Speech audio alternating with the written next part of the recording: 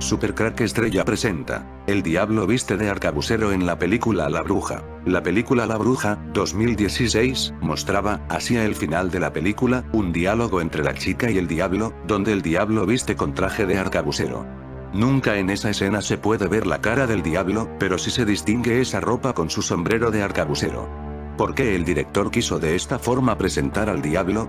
Es todo un misterio. La película muestra también al diablo hablando en susurros, la forma real en la que él habla, nunca antes mostrado esto en el cine. La esperada película de terror, La Bruja, llega a la cartelera española.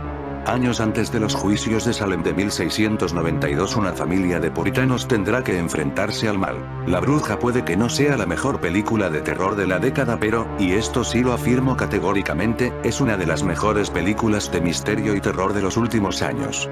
Ahora bien, el orden de las palabras misterio y terror son importantes. La siguiente reseña contiene spoilers. La bruja existe y es real. No es una metáfora ni es una alegoría. No es una presencia espectral como en The Blair Witch Project. No es una deconstrucción posmoderna del mito como la que aparece en una de las cajas flotantes de Cabin in the Woods. No es una reimaginación amable y humorística como las del mundo disco de Terry Pratchett. La bruja que da título a la primera película del guionista y director Robert Eggers es una bruja arquetípica, como la de Hansel y Gretel, como Baba Yaga, como las moiras de la mitología griega. A veces es una voluptuosa joven envuelta en una voluptuosa capa roja, a veces es una vieja de nariz ganchuda y risa siniestra, devora niños y mujeres y hombres y ha hecho un pacto con Satanás para extender el mal en el mundo a cambio de su propia felicidad. El filme pone mucho cuidado en que no haya ninguna duda al respecto. No construye ningún misterio sobre la naturaleza de la bruja, no hay sustos ni sorpresas ni secuencias con la cámara agitada ni geometrías imposibles ni roturas de la cuarta pared. Y al igual que en esta reseña, tampoco hay que esperar ninguna terrorífica revelación. La bruja aparece con claridad en el minuto 8 del metraje, y el agosto muy real, la bruja existe. La bruja vulnera todos los convencionalismos del cine de terror moderno, porque no es cine moderno de terror, presentada en los medios y la publicidad como la película más aterradora del año, probablemente ni siquiera es una cinta de terror, al menos no es una cinta convencional de terror, precisamente porque nace de la despensa más convencional de la cultura del terror, una tan antigua que es anterior al cine e incluso a la palabra escrita. La misma que alumbró a las moiras, a Baba Yaga y a Hansel y Gretel. El folclore, y Eggers se toma el folclore muy en serio. No hay más que prestar atención al subtítulo A New England Folk Tale, cuya traducción más acertada sería una historia del folclore de Nueva Inglaterra. Lo verdaderamente interesante ocurre cuando, al igual que en la vida cotidiana de la Nueva Inglaterra de 1650, los sucesos terrenos permean de manera continua y transversal a los elementos sobrenaturales. Algo que eleva a la bruja por encima de todas las narraciones de terror de los últimos años y la convierte en una cinta tan notable como anómala. En términos argumentales, el filme cuenta la historia de una familia de colonos ingleses en la América del siglo XVII, desterrados de la comunidad a la que pertenecían por su excesivo puritanismo religioso. El padre, la madre y sus 4 hijos se instalan en un claro junto a un bosque para comenzar de cero. Luego nace un 5º hijo, aparece la bruja que da título a la película y la familia comienza un proceso de disolución, del cual no les salvará ni su profunda e inquebrantable fe cristiana. La historia que se muestra en la película ocurre en Nueva Inglaterra. Nueva Inglaterra fue uno de los primeros territorios colonizados por la corona británica en la América del Norte, en lo que es actualmente Rhode Island, Maine, Massachusetts, Vermont, New Hampshire y Connecticut, en Estados Unidos. Los colonos ingleses que llegaron a Nueva Inglaterra tenían un objetivo muy específico, que era escapar de las guerras religiosas que ocurrían en la Gran Bretaña, y profesar su religión con total libertad, sin el temor de que un monarca fanático católico o protestante se le diera por ir a matar gente que no creía en lo mismo que él. En Nueva Inglaterra llegó una corriente religiosa bastante particular, los puritanos. Los puritanos era una corriente de la reforma protestante inglesa que se resistía a los cambios cosméticos de Enrique VIII a la doctrina católica para llamar la iglesia anglicana, y rechazaban la ritualidad, la solemnidad y sobre todo, el carácter sobrenatural de las bendiciones, para concentrarse únicamente en lo escrito en la Biblia. Así, la base de la salvación para los puritanos no provenía exclusivamente del arrepentimiento y de la atención ceremonial, como los católicos, sino en el trabajo duro y en mantener una moral estricta. Los puritanos estaban en contra del intervencionismo de la corona, y de cualquier autoridad que no fuera autorizada directamente por la comunidad, rechazaban los impuestos y estaban a favor del libre mercado. No por nada, se dice que la filosofía fundacional de los Estados Unidos y su posterior éxito yace en estas ideas, que contrastaban enormemente con el sur mucho más proclive a seguir las órdenes provenientes de Londres. Uno de los problemas que solían tener estas nacientes comunidades era que algunos se iban a los extremos, o decidían que ya en el Nuevo Mundo no estaban obligados a seguir reglas religiosas y se decantaban por la libertad absoluta, o por el contrario, se radicalizaron tanto en sus creencias que acusaban de pecadores a todos aquellos que no compartían su desquiciada perspectiva religiosa. La leyenda de la bruja está diseñada para combatir esos extremismos. La historia es una advertencia seria sobre los riesgos de entrar a la radicalización religiosa, como hizo William, así como los de abrazar los placeres del mundo, tal como se ve al final con Thomasin. Teniendo en cuenta la fecha, alrededor de 1630, la única colonia, Commonwealth, formalmente establecida en Nueva Inglaterra, era Massachusetts.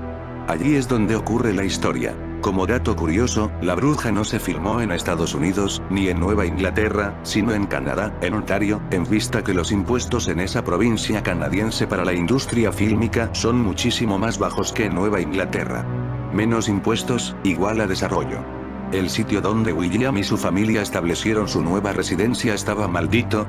A un día de recorrido a caballo de la aldea, William y su familia eligieron un claro para establecerse. Lo primero que hicieron fue bendecir la tierra y dar gracias a Dios, pero definitivamente el lugar no recibió sus bendiciones.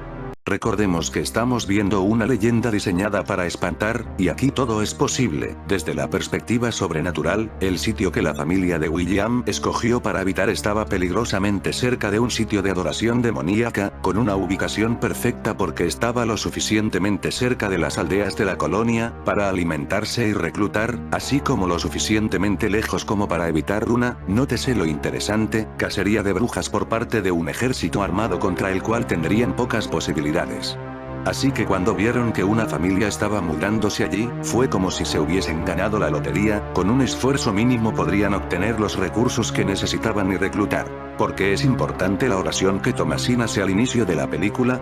Un detalle importantísimo que puede ser pasado por alto es la oración de Thomasin al inicio de la película. Esta oración deja en claro, desde el inicio, que Thomasin no es una bruja, que es físicamente pura y devota, pero que tiene un enorme potencial de rebeldía, perfecto para su posible reclusión.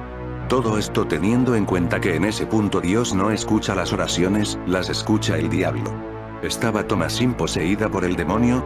Luego de que su oración fuese escuchada, y elegida como un prospecto promisorio para el aquelarre que adoraba a Satanás en el bosque, Thomasin no fue poseída por el demonio. Sin embargo, es obvio que su voluntad y su esencia estaban comprometidas, con el objetivo de conducirla finalmente a su destino. Esto es notorio en el hecho de que Thomasin frecuentemente hacía cosas que se consideraban sospechosas, como llevar a Sam al límite del bosque, decirle a Mercury y a Jonas que ella era una bruja, ir con Caleb al bosque sola, y finalmente encontrar a Caleb desnudo afuera, luego de haberle insistido a su madre en salir a encerrar los animales. También es notorio por dos hechos más, el huevo que se pudrió en sus manos, y el hecho que la cabra no produjera leche al ordeñarla, sino sangre. Y otro hecho adicional, cualquiera que intentara agredir o dañar a Thomasin, sufría una repercusión seria, como vimos que le sucedió a Merky, a Jonas y luego a William y Catherine. ¿Quién se llevó a Sam? ¿Qué hicieron con él? A Sam se lo llevó una bruja, tal y como Merky se lo dijo a Thomasin. Aprovechó la fracción de segundo en que Thomasin cerró los ojos y lo condujo al bosque donde fue asesinado, y su carne y su sangre sirvieron para el ritual donde la bruja recuperó sus poderes, siendo uno de los cuales, la habilidad de transformarse físicamente, y muy posiblemente el poder de convocar a Satanás en una forma física. El conejo que Caleb vio era una bruja. Efectivamente, era la bruja. Ahora contaba con la posibilidad de cambiar de forma y de esa manera no solo vigilar de cerca a la familia de William, sino la de servir de carnada para que algunos de ellos se adentraran lo suficiente en el bosque. ¿Quién era en realidad Black Phillip? Tal como lo pudimos ver al final de la película, Black Phillip no era otro que el mismísimo diablo. Un apunte que me hizo alguien al respecto, es que en la carretilla donde viajó la familia de William no parecía haber espacio para transportar dos cabras, así que descartando la opción improbable de que se las haya encontrado por casualidad, lo más probable es que hayan sido producto de un intercambio con mercaderes nativos.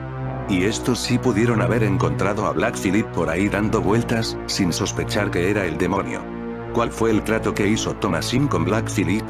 Al igual que Calais, Thomasin cambió su alma por 3 deseos. Comida, vestimenta y viajes, exactamente las cosas que nunca tuvo al lado de su familia, pasando penurias con la comida, vistiéndose con harapos y condenada a vivir en un bosque salvaje, lejos de todo, pero el precio es servir de instrumento para el placer del diablo. ¿Qué significa la escena final de La Bruja de Witch? Cuando Thomasin acepta las condiciones del diablo, ella sale desnuda hacia el bosque y ve a la aquelarre danzando alrededor de una fogata y finalmente empieza a flotar. Thomasin ríe de manera demente y finalmente la vemos elevada a la misma altura que la punta de los árboles. La ironía de esta escena es que Thomasin finalmente se estaba convirtiendo en eso que sus padres y sus hermanos la acusaron de ser, una bruja. Esto es sin duda alguna un mensaje de advertencia. Muchas veces a nosotros, en nuestra cotidianidad, nos encanta poner etiquetas. El avispado, el cínico, el irrecuperable y muchas veces lo hacemos sin conocer a profundidad a esa persona. En muchas ocasiones, especialmente cuando se hace con niños y adolescentes, la etiqueta es el primer paso para que se convierte exactamente en eso que se le acusa de ser. Y la segunda ironía, es que Thomasin finalmente alcanzó la libertad que tanto anhelaba, precisamente condenándose a ser una esclava del diablo. Y es aquí donde se genera un gran interrogante que es la libertad. ¿Está la libertad condicionada a una ausencia total de autoridad? ¿Porque el diablo viste como un arcabucero? El carácter pedagógico aglutinante y sintético del barroco resume, en estas representaciones, la lucha contra el mal. Dado el contexto, el mal es sinónimo de Islam, Imperio Turco, Lutero, herejes y apóstatas. Es decir, los instrumentos del demonio, el falso profeta, el que altera la iota de la escritura, el que niega la divinidad de Cristo, y la virginidad perpetua de María, Madre de Dios. Entre los ejércitos del mal, el más rabioso, es el de los genízaros, la milicia celeste más gloriosa es la de los santos arcángeles. La primera adolece de la debilidad de los vicios, y la segunda goza de la fortaleza de todas las virtudes, y de todas las gracias que Dios concede a los que le aman. En el arte barroco, todo refiere a algo. Los arcángeles arcabuceros remiten opuestamente a la guardia genízara, de la que se tenían representaciones, pero asumen como modelo al arcabucero cristiano. La moraleja es directa y concreta. La vida es guerra, y en esta batalla, los ángeles son nuestros aliados, y nuestros más fieles y eficaces defensores. Es natural, dado el contexto bélico de aquel tiempo, que se les representara a la manera de las más eficaces fuerzas militares. Los tercios de Flandes, armados de picas y arcabuces. Estamos en presencia, propiamente, de una milicia celestial, pero alegorizada humanamente. Quizás no estaban tan equivocados aquellos que en Perú dijeron esto. El director de la Enciclopedia Católica, en clase magistral, demolió definitivamente décadas de interpretación errónea y absurda, que afirmaba que los santo arcángeles arcabuceros de la escuela de pintura cusqueña, era una transgresión de la iconografía cristiana, y que era expresión sincrética, del demonio y yapa prehispánico. Esa teoría fue postulada por los investigadores bolivianos Mesa y Gisbert. Y es defendida y teorizada por intelectuales peruanos, en verdad, no han sido capaces de exponer una explicación coherente, dado que parten de bases erróneas, buscan el auxilio de tradiciones y cosmovisiones ajenas al misterio angélico. Además delatan una grave ignorancia de la historia de la Iglesia Universal, y de los usos de la Iglesia Latina en particular, no han sido capaces de explicar la focalización surandina de esa iconografía. Sin que exista trabazón lógica concluyen que es arte sincrético, herético, y transgresor, que ha sido apropiado por el hombre andino para expresar un nuevo panteón. El profesor José Gálvez Kruger, miembro de la Sociedad Peruana de Historia, dice enfáticamente: la sagrada teología, la tradición de la Iglesia, los escritos de los padres de la Iglesia y las definiciones de los sacrosantos concilios, exponen con inspiración y ciencia el misterio de los santos ángeles. Toda representación artística, toda mención lírica, poética o literaria están necesariamente sujetas a la doctrina de la Iglesia. Debe considerarse absurda, aberrante y escandalosa la corriente interpretativa que afirma que los arcángeles del arte pictórico americano personifican las idolatrías panteístas de la antigua gentilidad del Perú, y dan nueva forma a las representaciones humano-ornitomorfas de las civilizaciones preincaicas. Gálvez explica que hay perfecta armonía y concordancia de los ángeles del Perú con la iconografía apologética barroca. Esta indica la inmensa relevancia de San Miguel Arcángel, y da testimonio de la devoción e inmenso afecto Prefecto de Lima a los 7 ángeles apocalípticos. El director de la Enciclopedia Católica, explica que la representación de las personas divinas y angélicas, premunidas de armas, es típica. Y lo es igualmente en las representaciones demoníacas. Las representaciones de Sagitarios divinos y Sagitarios diabólicos es una constante en los libros emblemáticos barrocos. Aluden al combate espiritual, y al combate terrenal, contra las fuerzas de los servidores del demonio. ¿La iconografía angélica peruana se aparta de los paradigmas barrocos? No se aparta, pues conserva la idea de combatir con armas eficaces, es una expresión estética propia de su tiempo, de las alusiones bélicas de la Biblia. La escritura menciona cuerpos de ejército, formaciones y grados militares romanos. El ejército romano era el mejor y más eficaz de su tiempo. Organizado en legiones, cortes y manípulos. Cristo menciona legiones de ángeles. Y sabemos por boca del poseído, que los demonios forman legión. MC 5:9. Sabemos con certeza que hay milicias angélicas y milicias diabólicas. ¿Quiénes son los enemigos de Cristo y de su iglesia, que combaten los arcabuceros? Sin duda alguna, los turcos, seguidores del falso profeta y de su nefanda doctrina. La armada turca se enfrentó a la armada de los estados pontificios en Lepanto. La cristiandad corría grave peligro, y en ese trance el Papa Pío V invocó el auxilio de la Virgen gloriosa y bendita, mediante el rezo del Santo Rosario. En las aguas de Lepanto, don Juan de Austria tremoló la bandera papal anunciando la inminencia de la lucha. La divisa del Papa tenía la imagen de Cristo crucificado y de la Virgen. Oficiales y soldados cayeron de rodillas, hasta que se aproximó la flota otomana. Maria S. Vitas Refugiri, Urbs Fortitudinis, se mostró temible como ejército en formación. La reina de los ángeles salió a combatir con ejércitos angélicos. Los ángeles se hicieron visibles y, espada en mano, entraron en combate, según el testimonio de los turcos. En el momento más decisivo del combate, Ali Pasha recibió un disparo de arcabuz, que lo mató al instante. Muerto el capitán, se desmoralizó la tripulación. Se arrió el estandarte musulmán de la sultana, y los cristianos cantaron victoria. Es interesante como en esta novela 61 arcabuceros y un artefacto misterioso de Galileo en la novela de Daniel Jerez Torms. ¿Por qué se enviaron 61 y no 60 o 70 arcabuceros a detener el avance de las tropas francesas? Inspirada en hechos reales, la trama de la primera novela autopublicada de Daniel Jerez Torms nos sumerge en una misteriosa historia en la que el miliciano será clave para recuperar un artefacto ideado por Galileo Galilei que, quizás, podría haber cambiado el transcurso de la historia. En el mismo año que relata la película La Bruja, tenemos estos cuadros. Se trata, en efecto, de una serie por ser un conjunto de representaciones de ángeles arcabuceros. En su cuenta de Instagram, además, se pueden apreciar otros trabajos, como la de los ángeles arcabuceros contemporáneos, inspirada en los cuadros de santos que los colonizadores obligaron a pintar a artistas de los pueblos originarios. Se pintaron en Latinoamérica, y son los únicos en la iconología cristiana que portan armas de fuego y llevan alas de colores. Los conocí por primera vez en una iglesia de Jujuy, en Uquía, y me impactaron desde lo visual, pero sobre todo por lo que representan, lo que transmiten. A la izquierda un cuadro de un ángel arcabucero, a su lado la reinterpretación de Díaz. Como veíamos en otros vídeos de mi canal, el ángel más altivo del cielo se rebeló contra Dios en nombre de la libertad, para ser finalmente expulsado al infierno junto a todos sus seguidores. Allí permaneció 20.000 años sin otra ocupación que la de rascarse la tripa y estar continuamente angustiado, según Daniel Defoe. Mientras tanto, Dios observaba bastantes espacios vacíos en el cielo después de esa purga de proporciones estalinistas, pero consideró que en lugar de crear más ángeles, probaría algo nuevo, poniendo esta vez más énfasis en la obediencia de sus criaturas. Es decir, en última instancia, tanto los seres humanos como el mundo que habitamos existimos debido a esa rebelión celestial. Gracias a Satanás, en suma. No está de más recordarlo cada vez que usemos expresiones malsonantes tan habituales entre los castellanoparlantes como maldita sea Jack, ¿qué diablos estás haciendo? Así que el Creador hizo el mundo en 7 días, con su sol, sus estrellas, sus mares, sus peces y animales, una obra grandiosa que causó tal envidia en el diablo que él también intentó crear sus propias estrellas, pero con tan poco tino que no fue capaz de fijarlas en la bóveda celeste y adoptaron órbitas irregulares que escaparon a su control. Eso es lo que son los cometas.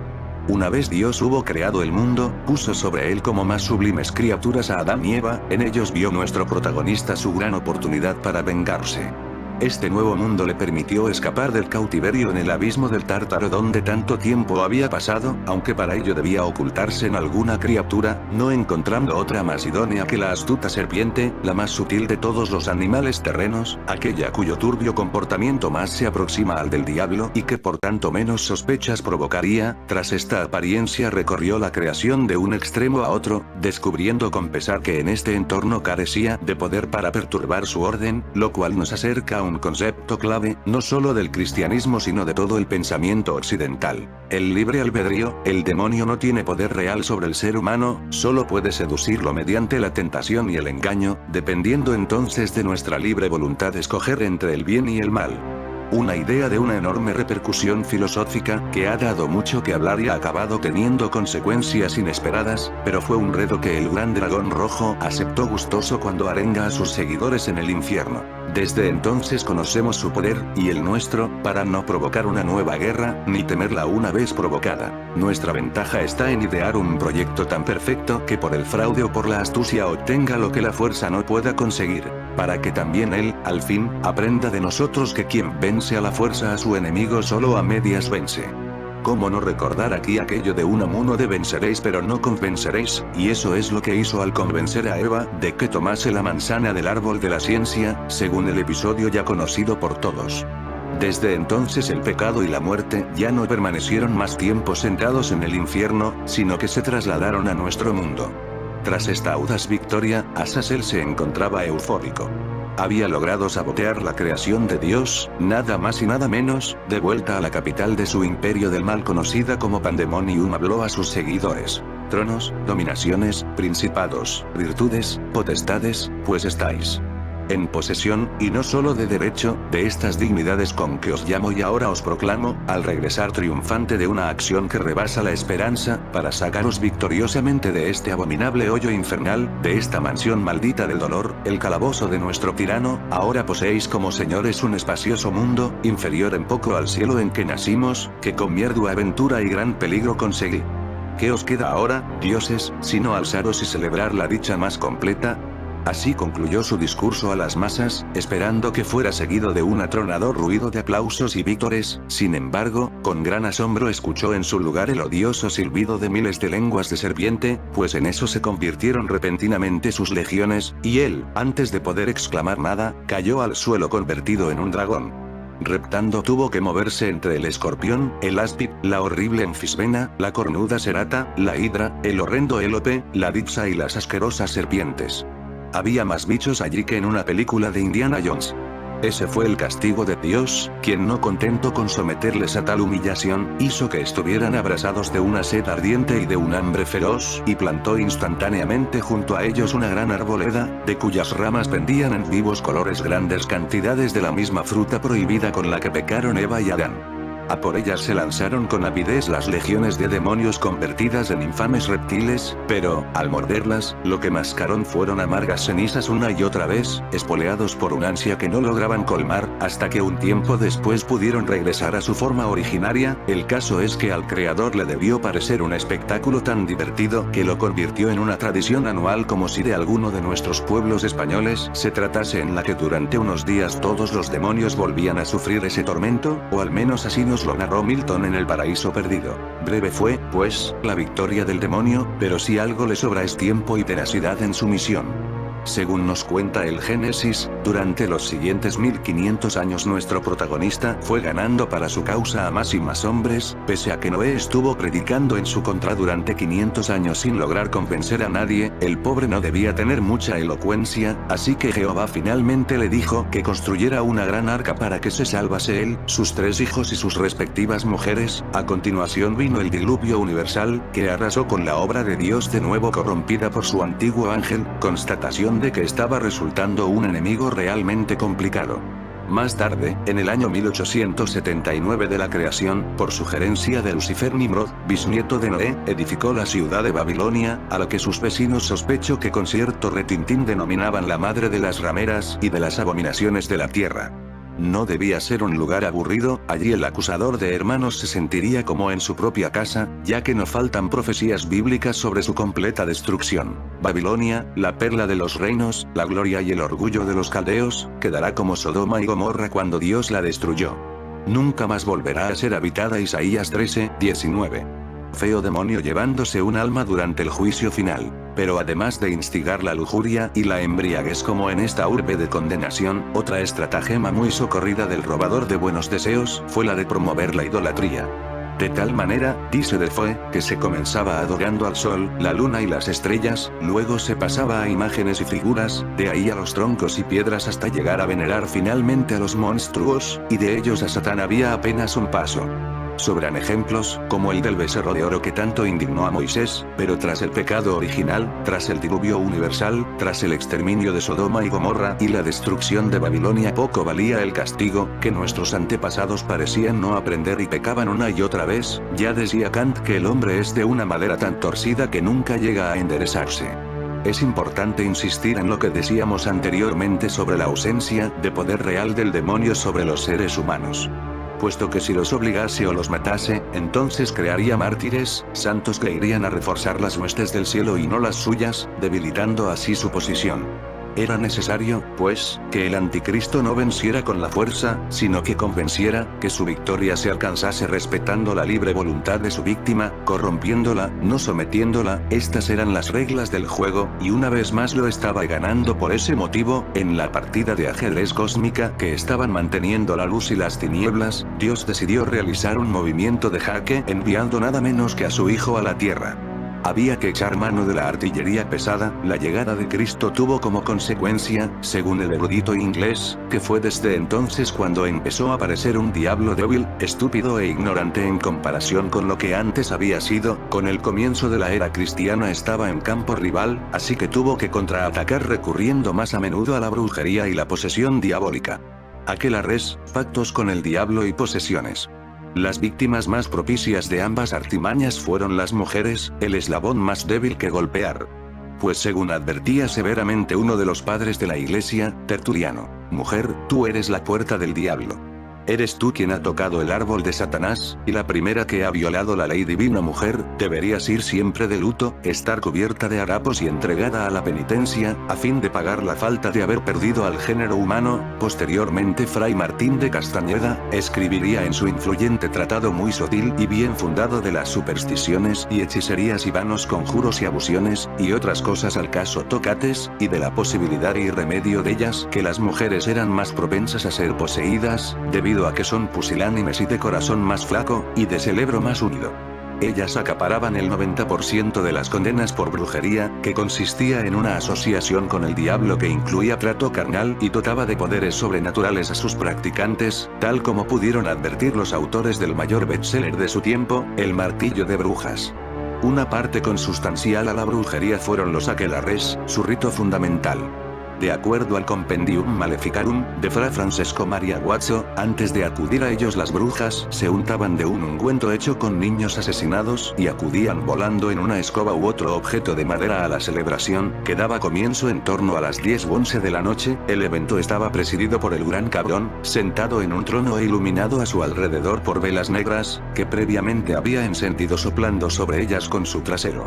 Como también era negro el espárrago con el que un oficiante salpicaba a los presentes con orina diabólica. Al comienzo se realizaban las ofrendas, a menudo cordones umbilicales, y se servía algo para picar, aunque eran alimentos asquerosos de apariencia o hedor, y que fácilmente darían náuseas al estómago más vorazmente hambriento. El vino era negro como la sangre coagulada y no había pan ni sal. Tras la comida, que nunca lograba saciar, venían los bailes, en círculo y así a la izquierda y que resultaban extremadamente agotadores. A continuación se cantaban canciones obscenas al son de una flauta y un tamboril y, finalmente, llegaba la cópula, pero tampoco resultaba placentera y el semen de Belial, estéril y frío como el hielo, resultaba muy doloroso para las receptoras. Tras el rito solía quedar una marca de garra en el hombro de la bruja, que generalmente servía luego para identificarla como tal y poder quemarla debidamente en una hoguera, pero el diablo podía encontrar otras formas con las que ganarse la confianza de sus víctimas. Una de sus favoritas era aparecerse en sueños. Hay antiguas narraciones al respecto, como esta. Cuasi este mismo Kento Oyayo alias referir de otro que poniendo unas candelillas a los 12 apóstoles puso otra que le sobraba al diablo a quien tenía atado a sus pies San Bartolomé.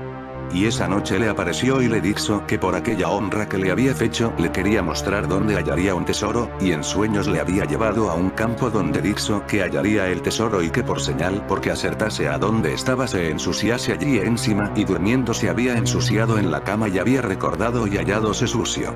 En fin, el demonio es tal que a quien sirve no puede dar buen pago.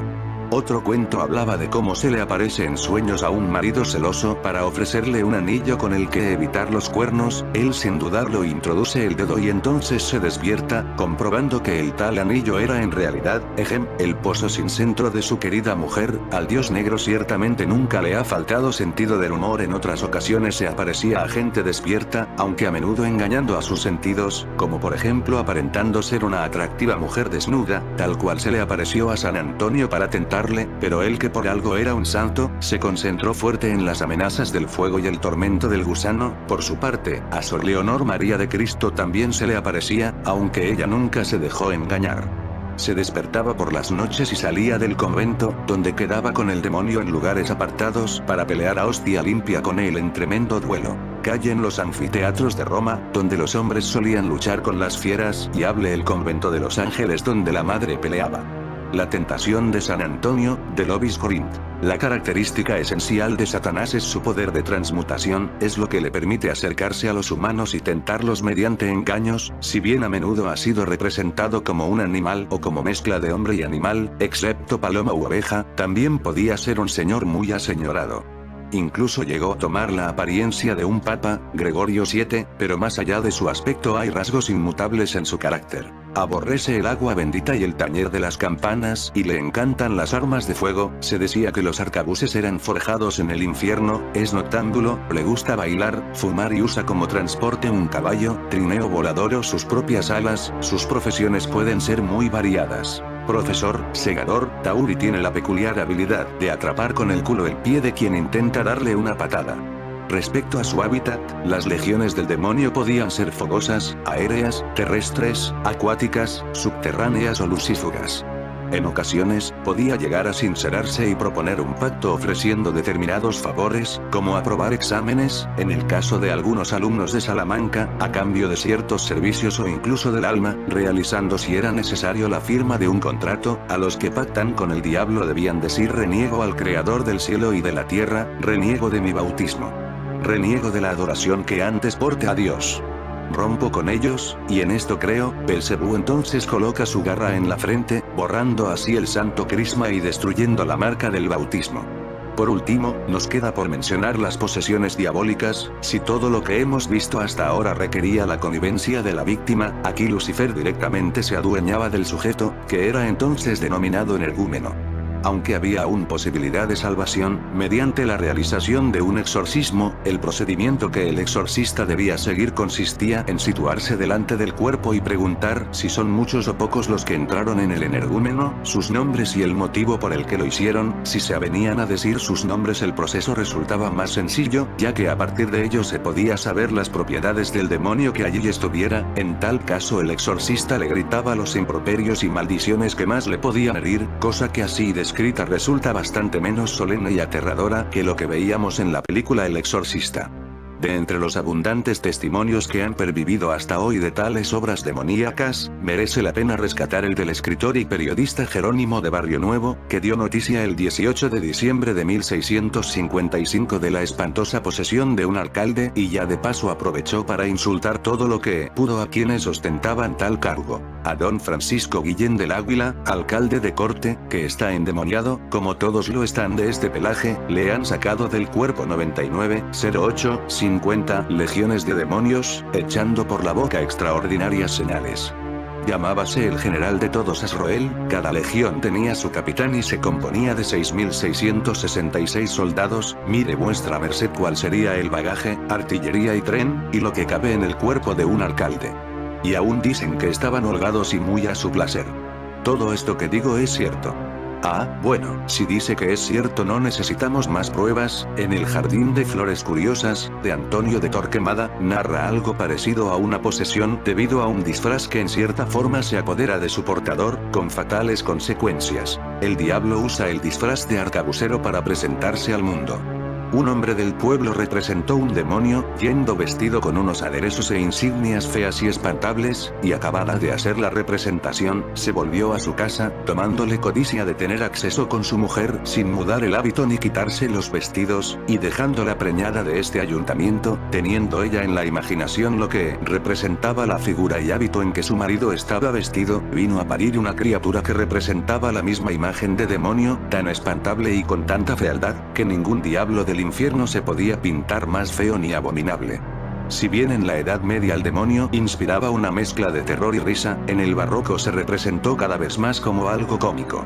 Según los estudiosos del tema era una manera de soportar la ola de terror desatada en esa época por la Inquisición y la Casa de Brujas. La literatura del siglo de oro está rebosante de representaciones burlonas de él, desde el diablo cojuelo de Luis Vélez de Guevara hasta el alguacil alguacilado, donde Quevedo retrata una conversación entre un exorcista y el diablo del que intenta liberar a un alguacil, pero no todo han sido burlas desde entonces y también ha gozado de notables homenajes. Quizá uno de los más destacados sea la escultura que se le dedicó a finales del siglo XIX en Madrid, concretamente en el Parque del Retiro, a 666 metros de altura sobre el nivel del mar. Y finalmente, ¿qué decir de la época contemporánea? Durante las últimas décadas está la cantidad de referencias en el cine, el rock, los videojuegos, la televisión, el arte, las novelas que podríamos decir de nuestro biografiado, y sin temor a exagerar que es la mayor musa de la cultura pop. Mencionar todas las representaciones que se han hecho de él en nuestro tiempo sería una tarea que merecería otro artículo, y ya es hora de ir acabando este. Quizá me quedaría con El corazón del ángel, Alan Parker, 1987, por esa estética sureña que también retrata, y con Buffy cazavampiros, sobre una escuela de secundaria situada encima de la boca del infierno por la que pasan toda clase de criaturas. Una serie de la que inexplicablemente aún no hemos hablado en Hot Down, aunque merezca estar ahí junto a Deure y Los Soprano. La gran partida del diablo contra aquel del que se negó a ser siervo sigue abierta y no parece dispuesto a rendirse. Aún hoy, su presencia nos inspira, atrapa nuestra atención, a veces nos aterroriza, pero también nos hace reír, cosa que jamás ha logrado un santo, por cierto, siempre tan serios. En fin amigos de Supercrack Estrella, si el video te gustó pulgar arriba.